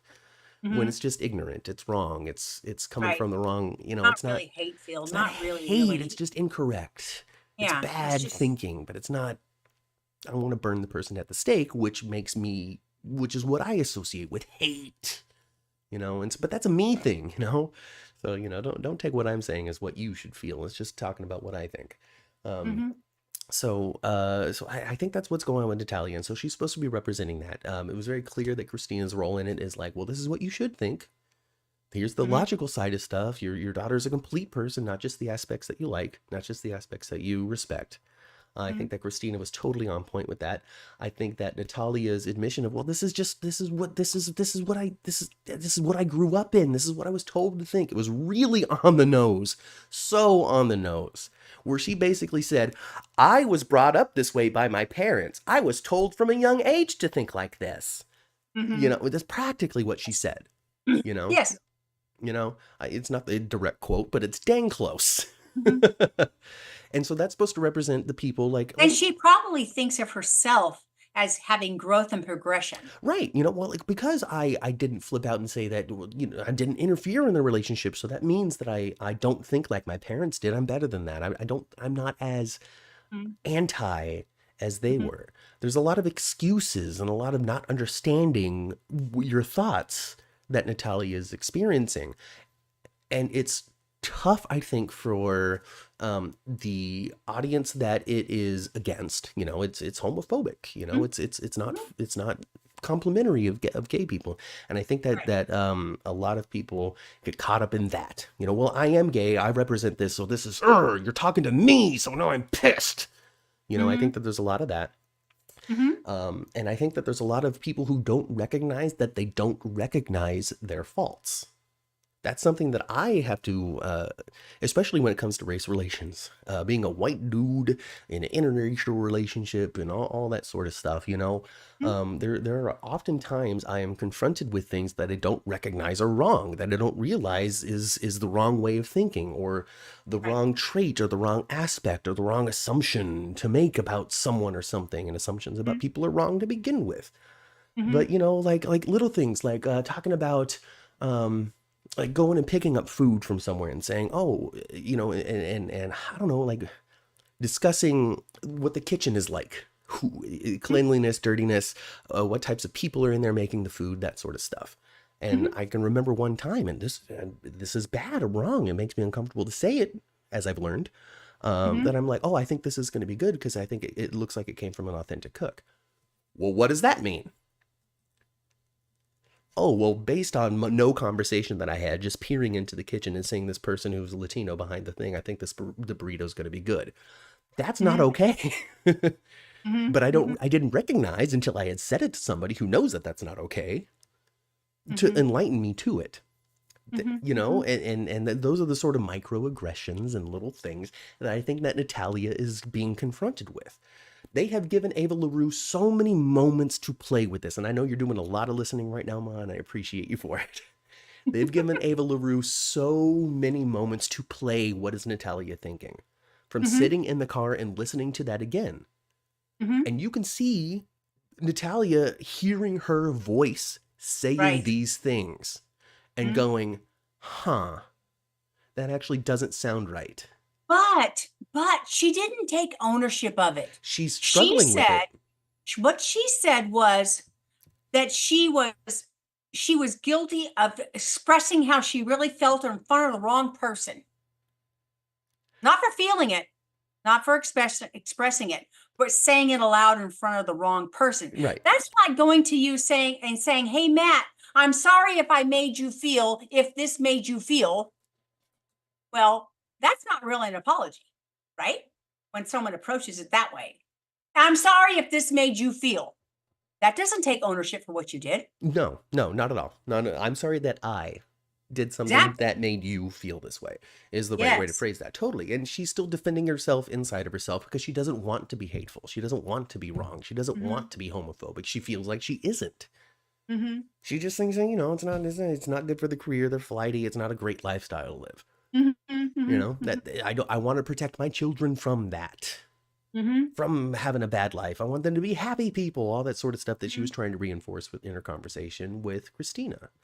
She's coming from just a place of ignorance, not a place of hate. I think so too, to a certain degree, not 100%. It's still exaggerated melodrama for the sake of argument and exciting TV, so there's going to be elements in there that are exaggerated and higher. And I think that Sonny's reaction was not good. No, I don't really have a good excuse as to why Sonny behaved that way, but he did. So we have to just take it as what it was. I think the only reason why he behaved that way is he's thinking about knocking boots with Natalia. He's thinking about knocking boots with Natalia. He's a little quarter medicated, whether or not that has an influence on it. I'm not 100% sure. But he wouldn't, his reaction was kind of like, if you thought about it, okay, if it were Natalia recording Ava, his reaction would have been different. Oh, absolutely. Oh, totally. So yeah, that has factors into it. Who they are, what he wants from them has factors into it. I think that what also plays in is that Sonny doesn't have allies and he's not looking to lose anymore. And so to be like, Natalia, how dare you, and flip the table on her would be another ally that he loses. He might be trying to be a little more careful than that. And on top of that, we've got somebody is the broad stroke of the ignorant person. You've got Christina, who's the broad stroke of the enlightened person. And then you've got the broad stroke of the person that understands that this stuff is wrong, but doesn't do anything about it. That's also a person that's out there in the world, and also a personality type that exists in this sort of politically charged discourse that exists on General Hospital right now. And the only reason we're talking about it is because it's GH Story. So I think that those three characters are supposed to represent these three different personality types that are a part of the debate, where the other two are going to grow and enlighten from the Christina point of view.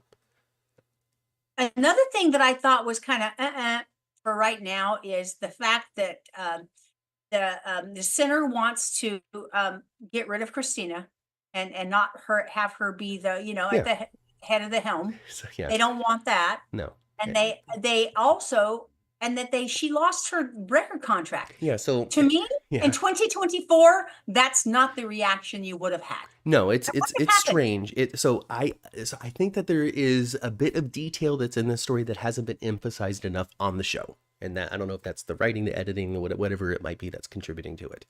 But the article that came out in the Invader was a hit piece. It wasn't listen to what Blaze's mom had to say. It was listen to what Blaze's mom had to say and how Blaze has been hiding her relationship from her fans and how she's ashamed to be a lesbian because of all of this stuff, where her family harbors these horrible opinions and Blaze has them too. She does. It's her mom who says this, so Blaze must think the same thing. She's ashamed to be a lesbian. She's hiding this baby away from her fans. Like that's what the Invader piece was. It wasn't just, here's this recording. And so the fallout that Christina and Blaze are experiencing is this blatantly horrible lie that was printed in the Invader about their opinions and their status as a couple and what they want from life and all that sort of stuff. And all of that is 100% Natalia's fault. And Natalia 100% knows that this is 100% her fault for not allowing her daughter to come out. She knows this. She just can't accept it yet.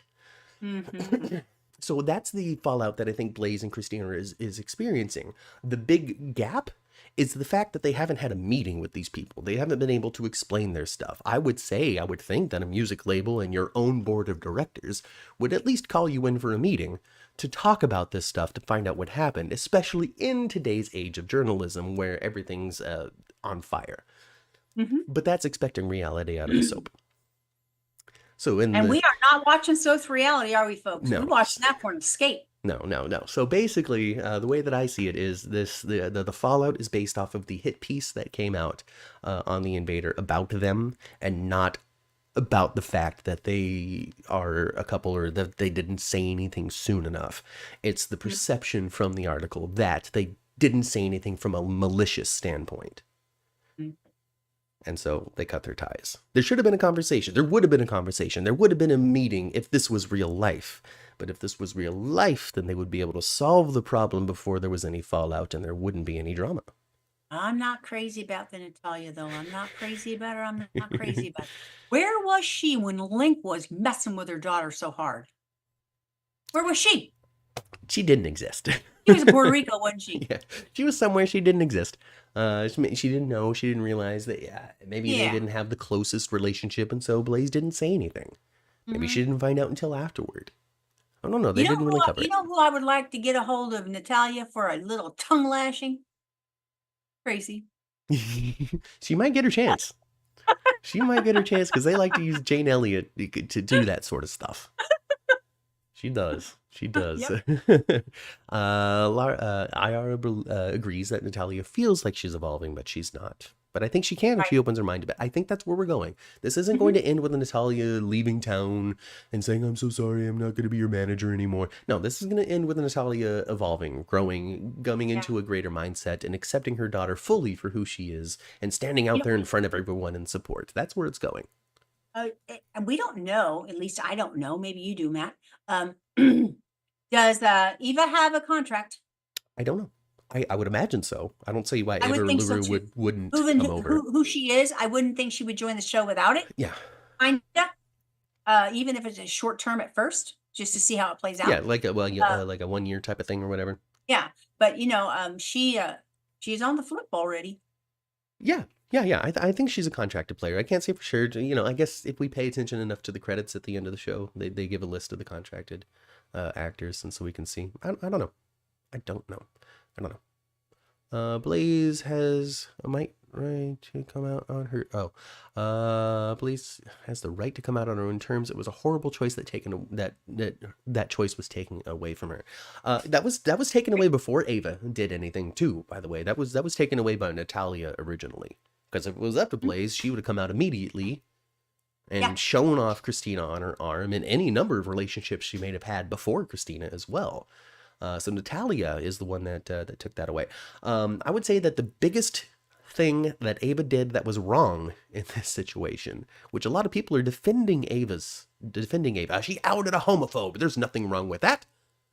There's something wrong with that when you deliver a recording to the press for them to write a hit piece on the three women involved, and completely ruin their lives, rather than taking this recording to the respective couple or parents or families of those involved and saying, listen to what Natalia said. I think you guys need to have a private conversation to discuess it. But that wasn't the reason why she recorded it in the first place. No, she didn't even realize she recorded it. It was an accident. She was recording herself doing art gallery stuff, and this was painted by so and so. She didn't realize that the tape was still running. The recording was still running on her phone, and afterwards she's when she realizes, she was like, "Oh, good! Now I can use this sometime for my advantage." Her motivations for releasing it are really unclear to me because everybody thinks it's about them. I think her motivation for releasing it is because she's afraid that Sonny is on his way to having a relationship with her. So he's trying to put a wedge between them. Hoping that putting that out there in public was going to change Sonny's opinion of Natalia. And yeah, and Because it should have, but it didn't. when she came into what evidently can be a restaurant when you want it to be, when she came in, what's that place called? Puzzulos. Yeah. When she walked in there and the four of them were having a family dinner. And she's like, oh, let me was pull up a jealous chair. as snot. She couldn't stand it. Yeah, well, she wanted to pull up a chair, and Sonny was like, this is not for you. Yeah. Yeah, And then basically Christina told her to get the hell out of here. Yeah, get out of here. Get out of Pretty here, much. you bad person, you. So yeah. Oh gosh. So yeah. So that's what happened you know what? there. There was a few weeks ago where Christina and Ava were kind of tolerating each other. Yeah, there was a couple weeks there, but then Ava submitted. It's not working out for Ava. Is basically what that's going down to. And Ava, she saw that Christina has been on Ava's trail a little bit for a little while too. She saw her pour the drink for Sonny and all sorts of little things here or there. Yes. So yeah, Christina's been on the case for a little bit. Anyway, so they're angry about the fallout. They're angry that she submitted to the press. They're angry about how Ava went about using this information. They're not mad that. And I think the worst thing that Ava did this week actually was she was using even her relationship and friendship with Trina as an opportunity. Yeah. No, Ava's totally going down the slope of villainy. Yeah, I mean, it really hurt Trina too. Even Trina, of all people, and Trina kind of noticed too, and she felt bad about it. Yeah, she did. She's like, "Oh, this is not the." Yeah, this is not the same Ava that I know that. Listen, Joss, I know that you told me about Ava, but I didn't know that Ava, and now I'm starting to get to know that Ava, and I don't like that. Yeah. Yeah. I mean, so basically, folks, I feel as though Ava Jerome is just she had some time in the sun. After her dream about Kiki or about Avery growing up or all of that kind of stuff. Mm-hmm. And just that sort of thinking hasn't lasted. I mean, even in that time, she stabbed Ryan and bashed Nicholas over the head and hid him in the closet and Austin's dead and all. It's not been easy. So I think that there's just the trying really hard to battle down your inner demons is something that she's giving up on. Yeah, she's just letting her Jerome fly. Just letting it fly. And it can't. And let out the Jerome. I don't necessarily think it's one reason over the other. I think it's just her way of thinking is shifting back. Yeah, like being good hasn't helped. No, not at all. Like I don't even have full custody. Ooh, telemarketer. And I'm gonna turn it down. Looks like it's your brother. Oh, really? How awkward.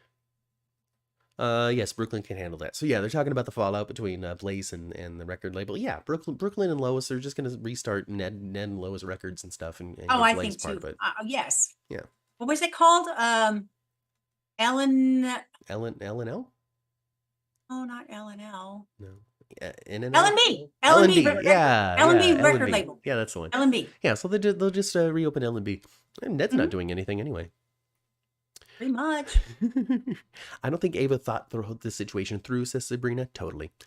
Yeah, she was just looking for a quick revenge, but didn't. And even then, even when the article came out, she pulled that editor back and said, "Oh my God, right? Don't tell anybody I did this. What the hell is wrong with you?" But she was such a dummy, though, because I mean, come on.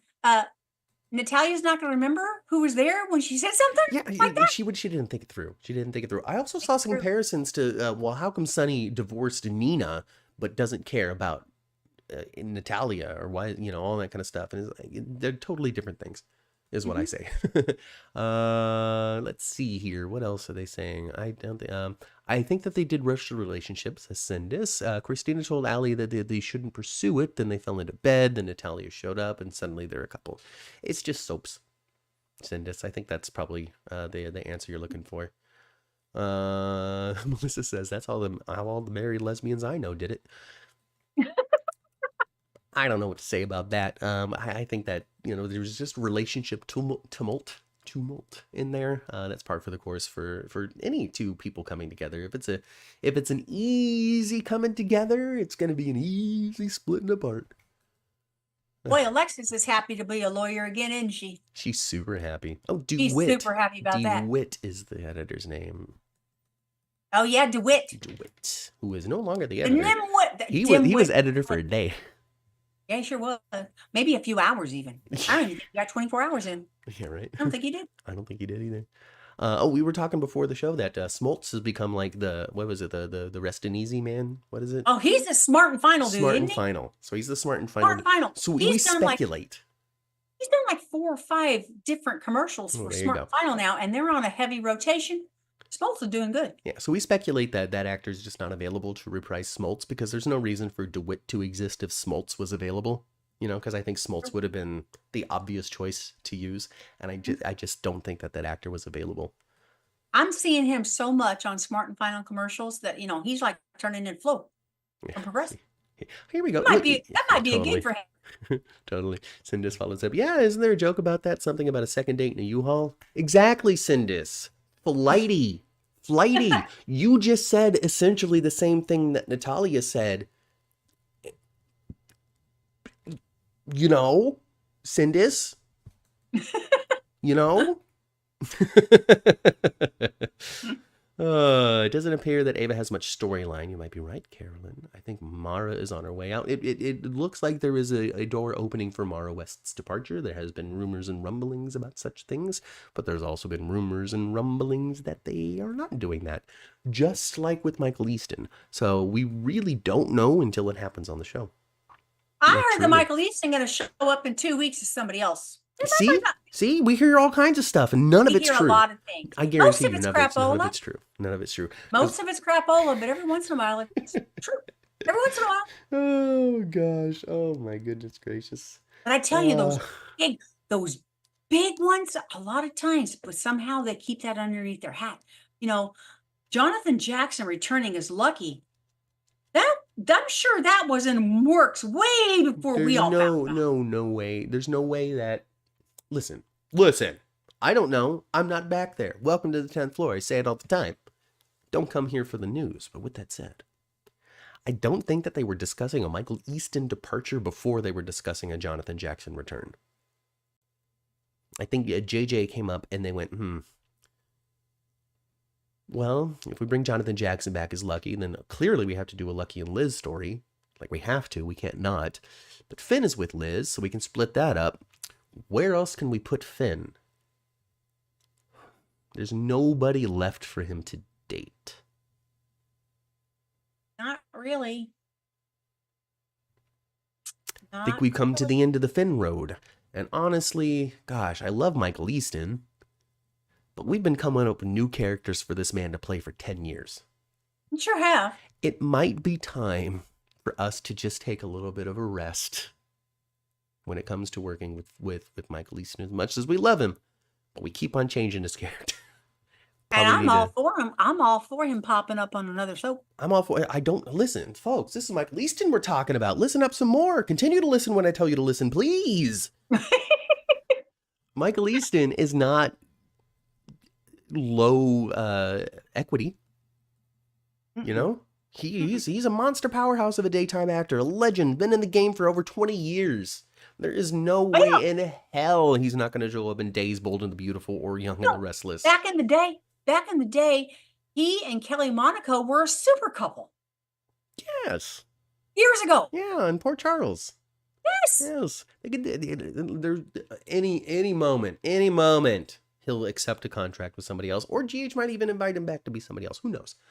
He might even be staying available because he's been talking to Michelle Valjean about the Gates. Who knows? I don't know. I don't know Michael Easton. I've never had a conversation with him in my life, so I couldn't. Hey, but Michael, if you're listening, you can come on the 10th floor. Come on down to the 10th floor, hang out with us. Tell us what's going on in your life. Yeah. Ava's first daughter was killed by her boyfriend. Her husband Nicholas was attempting to kidnap her second daughter when she beamed him. Now Sunny is trying to take her kid. Ava's reacting from maternal trauma, says Melissa. Always trying to take her kids away. That's true. It's true. Let's see. Jeannie takes summers off. Yeah, we don't really see Jeannie Francis much at all. Actually, the whole cast of General Hospital is taking the month of July off, you guys. So it's entirely possible that they're dark till August. They might just have worked everybody's break into that, and no character is going to find an excuse to leave. Michael Easton clapped back at a fan this week. I loved it. The person was trying to speak on why he left GH. Michael Easton is an honorable man. So, Chandra gave us that bit of information. Here's my reaction. Michael Easton's an honorable man. He's going to defend his friends. He is. He's also, I think, going to fight for a true narrative about his departure from GH. And he's not, and even if it wasn't, okay, even if there was some kind of something going on that we don't know anything about, he's not stupid enough to burn his bridges. Exactly. Sindis kind of contributes to that a little bit, saying it's kind of like Marcus Coloma's departure. They're not really allowed to say much about it. And that's true. Smart for them not to. It'd be smart for them not to if they don't want to burn their careers to the ground. What is Ingo Rademacher up to right now, folks? Nothing. Teaching surf and scuba on some beach somewhere. And folks, it's not because of opinions he has. It's because he went after the show. Exactly. Ari Zucker. He and Steve left at the same time for the same reason. Mm-hmm. Exactly. Steve handled it way different than he did. One's back, the other isn't. Ari Zucker herself recently was in an interview, and she said some things that other folks didn't appreciate about some political point of views that she has. And you guys, if you don't know, that's Nicole from Days of Our Lives. Yeah, Nicole from Days. She said some stuff. I'm not going to get into it because we don't need to. But she said some stuff that a large portion of the audience disagreed with politically. It's not something she just started thinking of yesterday, folks. She's thought these things for a very long time, and you loved her and you supported her. You thought she was great. Ari Zucker, this, that, and the other stuff. I can't believe she was all that sort of stuff. Whether or not your opinion has shifted or changed on that, she has always been the same person. You just know more about her now than you did before. So it really depends on how you say things, who you go after, what's going on, that determines, the course of your career. Yeah. Steve Burton shuts up about the vast majority of stuff he thinks. He does. He tries to keep it positive, and he keeps his trap shut. Keep it moving. We're not going to get too deep into the weeds about anything except for how to build muscles. Yep. That's a great way to be a public persona. It really is. It really is. Mm-hmm. So, lifeguarding at a community pool, asked Chandra. That's probably what he's up to, Chandra. He's over at the Great Wolf.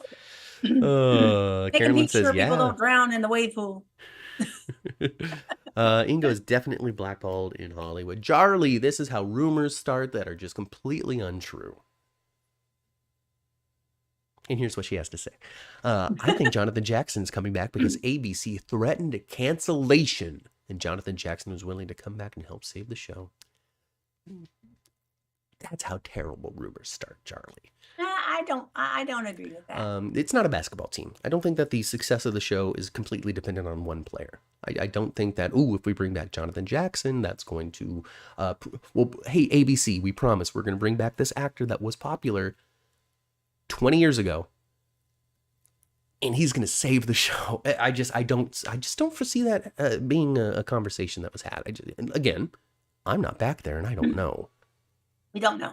But it doesn't track with what I think. And because it doesn't track with what I think, Charlie, that means you're wrong. He's being facetious, okay? I am. That was a joke, Charlie, and you know it. Steve, Mo, JJ chemistry. It's true. Jonathan Jackson has amazing chemistry with the cast. I think it's a great move. It's a good move. It's going to move the needle a little bit. It's going to increase ratings for a little while. Whether or not that's no guarantee that could be a glip. That could be a hit. There's nothing there. There's no guarantees in this. There's no way of saying that he's going to save the show long term. He's going to move the needle. Absolutely, people will tune in to see how he comes back to the show, to see Jonathan Jackson is lucky again. Whether or not they keep those eyes is going to be dependent on that story and the other stories that are telling around it at the same time. So keep your eyes peeled, folks, as things get launched. I changed my mind on how I want Jonathan Jackson to reappear on canvas. Yeah. I want him to reappear the same way you came when he was 9 years old. I want him to bust through the door of Kelly Bobby's And just be like, I'm hungry. And I think that's how he showed up in the first place, is he came through the doors of Kelly's to his Aunt Ruby. His parents said, go find Aunt Ruby. Fine, go to Kelly's. That's what he did. Aunt Ruby, who are you? I'm Lucky. Who's Lucky? Luke and Laura's kid. They had me off screen. It's kind of the way it happened, but it was better than that. But wouldn't that be cool for him to look up at the sign and kind of go, you know, and then come in and hopefully Carly's happens to be there. Or perhaps his own mother's sitting there having herself a BLT and a Coca-Cola. Yes. That's exactly what should happen. Jeannie agrees that one actor does not make or break any show, and Melissa disagrees. Oh, Jeannie. We'll see when the next season of The Witcher drops. The Witcher is a show on Netflix that Henry Cavill, who was Superman, was the lead of. Until Henry Cavill's entire career fell apart completely of his own, completely not of his own doing. Just decisions made by studios. And decisions he made because the decisions of the studios, and then the studios dropping those decisions, and Henry Cavill going, well, shit. So he left The Witcher. So he was Superman, and then they dropped him as Superman, and then they reinvited him to be Superman again. And it's like, great. Now the only way I can be Superman, though, is I have to drop this other project I'm doing. So he dropped the other project, and then they went, oh, you know what? We don't want you to be Superman after all. And he went, well, shit. So awful for him. Yeah, so awful for him. So super sucks. So they replaced him on The Witcher with who is it? It's Miley Cyrus's boyfriend. That Hemsworth guy. Ex-husband, Liam? Yeah, Liam Hemsworth. Okay. Yeah. So he's gonna be the Witcher now. And nobody's excited for it. So Melissa, you're probably right. I would say that that cast change hurt the show. But the show's not even about that dude anymore, though. It's about Yennefer, y'all. It's about Yennefer. Not Jennifer. Yennefer. Anyway. Only if his mom Laura is there, says Jeannie, talking about the Bobby's appearance. I like it. Don't you like it? I like it. He can't save it on his own, but a boost in the arm is needed.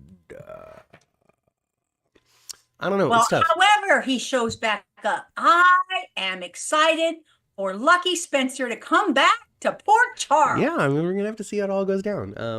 It's logical to bring a fan favorite in, such as Jonathan Jackson, especially when such a large portion of the fan base constantly talks about how they wish so and so was still on the show. So to bring so and so onto the show, whoever they may be, you know, it's good. And another scene that I would be looking forward to seeing. I want Lucky to go see Nicholas in jail, and I want Jonathan and Mr. Huss to sit there and have him a really good brotherly scene. It's going to be fantastic. And I will talk to you with my natural voice. Adam and Jackson sitting there as Lucky and Nicholas. I love it. We gotta establish that new Nick and Lucky dynamic, you know, because we can't get the original one, so we gotta establish the new one. Well, they can't both be banging Elizabeth. Come on. Well, I mean, between the actors, we can't get the original dynamic between the actors together again. No, I'm talking about the characters. I don't want the characters both to be. Hi, LaShawn. What's going on? Whatever with Elizabeth. Michael Easton probably went back to Days of Our Lives, says LaShawn, where he used to play Tanner. I don't know. I heard rumor of that too. When it comes to Michael Easton, there's no reason, like, anything is possible. He could definitely have gone to reprise Tanner. They love to reprise characters on Days of Our Lives. But that doesn't mean that doesn't mean that Young and the Restless didn't immediately call his agent and say, Michael Easton would fit super well on this show. We got a great character for him to play. They can make him a new one. He can even be somebody brand spanking new, you know. But you know, he could. I think Michael Easton would be great in a boardroom, playing all that stuff. Might show up on the gates. I don't know. Yeah, anything is possible. Anything is possible. Anything is possible. I wonder if Lulu will be waking up. I have heard, and I don't know if this is true. Once again, 10th floor, but I have heard that the only interest that they had in returning Lucky and Lulu to the cast was if they were able to get a Jonathan Jackson and Julie Berman to play the roles. That would be delicious. But if Julie Berman is not interested in reprising Lulu, then the show doesn't necessarily, at this moment in time, have interest in returning the character. I don't even know that Julie Berman lives in California. I don't think she does. She might have to relocate to even come back and be Lulu. And she got a passel of kiddos now. She living a regular life. Absolutely. Absolutely. That would be great. I want Lucky to tell Tracy and Laura that his dad is on the lam and faked his death, says Chandra. People would love that. They really would. The only reason why to do that is that Tony Geary actually comes back. Yeah. Only reason to do that. Well, maybe he will now that Jeannie and Jonathan are on the show. Wouldn't that be Wouldn't that be amazing?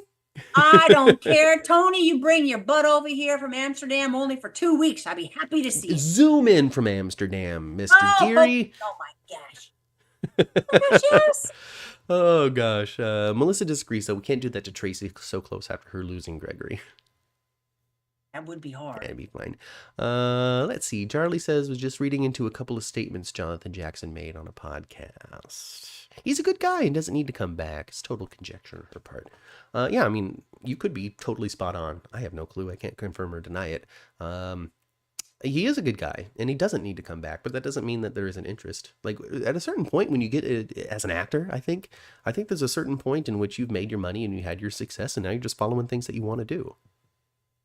Maybe he just, I don't think Jonathan's been acting all that much since he left Nashville. Yeah, he's definitely been playing a lot of music. Maybe he just really misses acting. Yeah.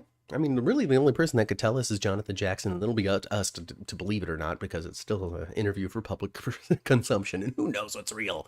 Boy, I tell you, that's one interview the 10th floor probably never, ever give. Well, gosh, way to sell us short, Ma.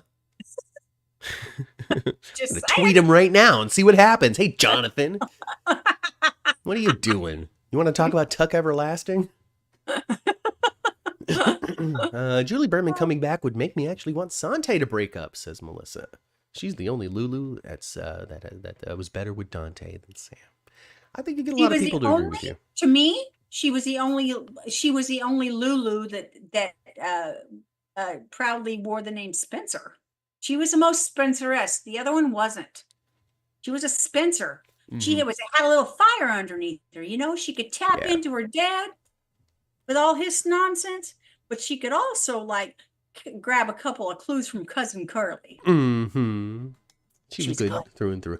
Yeah, I think that there are certain characters that can just rest. I do. Until the right set of circumstances bring them back. We don't have to find a way for Lulu to return. But I agree with you though. If it was Julie Berman, I would be so thrilled. And then poor Sam. What happens to Sam? Anyway. Yeah, well, Sam got something up her sleeve all the time. She'd be all right. Yeah. Maybe she can set up John Cates for one of his own little. Hey, listen, this show could write itself. It really could. Just let the characters loose in the world that you've developed. LaShawn wants to know if Maxie Jones's husband Nathan might be coming back, and I don't think that's the case. I think that we're pretty strongly in the Maxie Spinelli Spixie 2.0 territory. Even with Spinelli being like, you know what, I love Maxie the way that Jason loves you, Carly. Like, that's a pretty strong statement, I think. It is. Like soulmate stuff. Yes. So like the one. Yeah. I imagine having the work to Melissa contributing to speculation about why Jonathan Jackson has returned to the cast of General Hospital. I imagine having the chance to work with Jane and Jeannie Francis is a big draw too. With Jackie Z's passing, I imagine Jonathan Jackson recognizes his needs to take advantage of the time he has to do this with these people. Entirely possible. Entirely possible. I don't know. I wish I did. I wish I could tell you. I would be shocked to find that Jeannie Francis is not one of the big nurturing people in the that could ever like been a mother figure. Yes, I think she probably is huge for that. Well, he said in that same interview that I think someone, no, I can't remember who says stuff. The Charlie. I think in that same interview that Charlie is referencing, he talked about how Jeannie Francis was a key factor in his decision to return to GH. So, yeah, I mean, he's known Jeannie Francis since he was like 10. Well, when he came on the show, he was 9 years old. Well, there you go. I was really close. So he's known her since he was 9. Worked together a lot. The Jeannie Francis and Jonathan Frakes come off as really down to earth, regular people to me. Mm-hmm. So it's entirely possible that they've had just a great family-like relationship for nearly all of Jonathan Jackson's life. I wouldn't be surprised if Jonathan was staying with them until he found his place of his own in town. That's happened before. We've heard other stories about other characters that exactly has happened. Mm-hmm. Yeah. So I think, I think that we can take JJ's words as the truth, as for the major contributing life experience, actor's experience, just having something to do. And even if you're a wild success and sitting on $2 million that makes its own $2 million over itself every 6 months or whatever it is that these people with money are able to do, that doesn't mean that you don't want to go and make a couple of more bucks. That doesn't mean that you don't want to fulfill your life with more art. Sure, you still want to be creative. And when it comes down to it, could even be a sense of going home for a little while too. I don't know. All speculation here on the 10th floor. Nathan can always be recast, and that's true, LaShawn. Mm-hmm. But I don't think Nathan's coming back. I think we're in Spixie. If they do have Nathan come back, I want him to come back a little demented like his father. We need a Faison. Nathan Faison. Oh, gosh. I love Maxie like Jason loves you, Carly. Quoted by Melissa. Spinelli and Maxie are in love. Foreshadowing. Even Spinelli sees it. Yep. Yeah, Spinelli and Maxie are in love. Jason and Carly are in love. I want to see, remember how they had an unwedding all those years ago? I want to see a real wedding. The re-wedding. The real wedding of Spinelli and Maxie. And I don't ever want them to break up. No, I want them to be together forever. You're right. They're a perfect pairing. I think that Jeannie Francis has genuine Star Trek memorabilia just casually sitting around in random parts of her house. I think, Melissa, that Jonathan Frakes has random Star Trek memorabilia just casually sitting around random parts of their house. They could probably have an Emmy in every room. They might. I don't know how many Jonathan Frakes this one. He has a lot of scripts because he does a lot of TV directing. I just don't like how you cut Jonathan Frakes out of that whole picture, Melissa. I gotta be honest. Don't forget number 1. He's Commander Riker. Okay, he invented the Riker maneuver. Anybody that swings their leg over the top of a chair before sitting down, you can thank Jonathan Frakes for that. Silly. Steve and Jonathan are good friends, reminds us, says Jeannie. Yeah, there's plenty of reasons for Jonathan Jackson to return that isn't saving General Hospital. And there's plenty of reasons for him to return that is saving General Hospital. So when Steve Burton a few years back, when Steve Burton moved to Tennessee for a few years, who do you think he lived down the street from? Jonathan Jackson, Tuck Everlasting's own. Yes, he did. Just like the Tuck Everlasting. I think they're very good friends. I think that's going to be it for us on the 10th floor today, though. Well, it is 1 o'clock. It is 1 o'clock. It just turned to 1 o'clock, as a matter of fact. Yeah. He may be number 1, says Melissa. But Jeannie is the captain. And you're probably right about that, Melissa. I love it. Oh, yeah. Chandra reminded us that there was a Star Trek book on her coffee table on GH a couple of weeks ago. Oh, that's cool. Yeah. I love it when they put the little Easter eggs in. I don't know if it was, it might have been a spaceship book or some sort of astronomy thing, but it was some sort of reference to sci-fi. I love those little Easter eggs on set. Yeah, I mean, Matt, props guy Matt. Props to you, props guy Matt. Props guy Matt. I'm going to see you again someday. Yeah. Props guy Matt. Well, I was telling our podcasting friends that if GH isn't going to do their convention, then we'll just have to host one. Just invite all of the actors to come hang out and make money off of autographs. True convention style. Sit behind a table and collect $10 per autograph and take all those $10 home. And we make the ticket prices. Anyway, I think that's it. I think that's it for the 10th floor. We covered Natalia, Ava, Sunny, Dante, Maxie, Alexis a little bit. Christina, the kids, as in Dex, Joss, Trina, and Gio, who really aren't the kids anymore. Nope. Blaze, we talked a little bit about Lucy. I mean, Lois had Blaze's back, which was nice to see. She had some good stuff to say. Yep. There's really not much to discuss beyond I like what Lois had to say. Scotty's advice to Ava, we talked about that. He needs to go crazy in public. Everybody's hot at the pool. You know, we're in summertime, Everybody's so hot. everybody's not wearing a shirt at the pool anymore. Hmm? And That means Jordan's y'all are, ain't yeah, eating over there at the we did Prospect, it. man. All having lettuce and dried chicken. Well, That's you it. know, they don't have crafty, just coffee. So They don't have crafty, you guys. Did you know that? They don't have crafty. They don't even have a bowl of fresh fruit out. They don't have craft. yeah, right. Oh, Sandra's correct. Sandra is more right than everybody here on the 10th floor. They have North and South memorabilia around their home. Oh, that's where they met. That's Well, there you go. You got it, Sandra. You figured it out.